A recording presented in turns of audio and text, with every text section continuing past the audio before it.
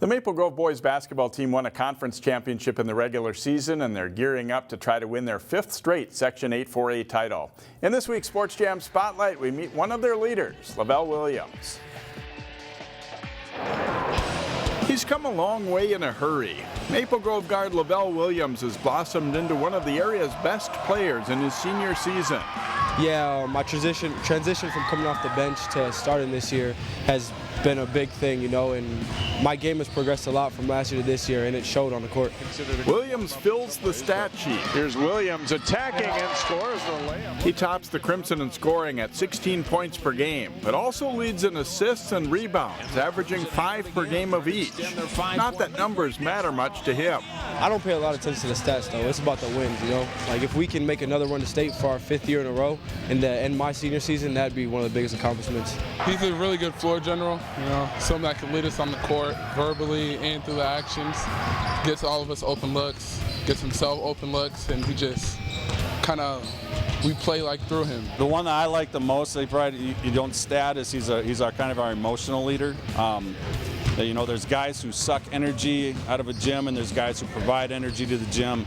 He is definitely a guy that provides energy, and even when I'm down and sitting in the office, he'll come in the locker room hooting and hollering, ready to go, and he does it every day. He brings that energy every day, and that's huge for our team. The old saying, players are made in the summer, applies to Lovell. He wasn't exactly a stranger in the Maple Grove gym in June and July. This last offseason, I can say, when I look back, I can say that I did everything that I could to elevate my game. We have workouts in the summer 3 days a week, and he was a kid who always asked, hey, can I do extra? Can I stay longer? Can I come earlier? He put in the work, and that's something people don't get to see if you're not tight with our program. But he definitely put in the work this summer to give him an opportunity to have the year that he's having right now. Lovell's predecessor at point guard for the Crimson was a good one, and 2019 graduate Jared Rainey definitely helped Williams become the player he is.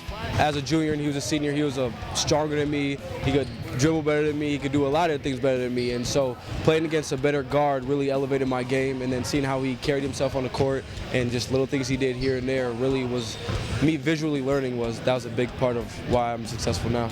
Williams isn't the only Crimson guard to shine this season. He gives plenty of credit to a couple of teammates. One of my teammates was Sean Parker. Me and him got a lot of shots up in the gym, and we'd always talk about what we want to do this year, and we both have had great seasons, and him is one of the guys who I rely on in games to make shots, and I lean on him. He's one of the two. And then John Hawkinson, sophomore, a young guy, he's came up big, and as a sophomore playing varsity, it's a young and you wouldn't expect a lot, but he's brought a lot on the court that helped us win games.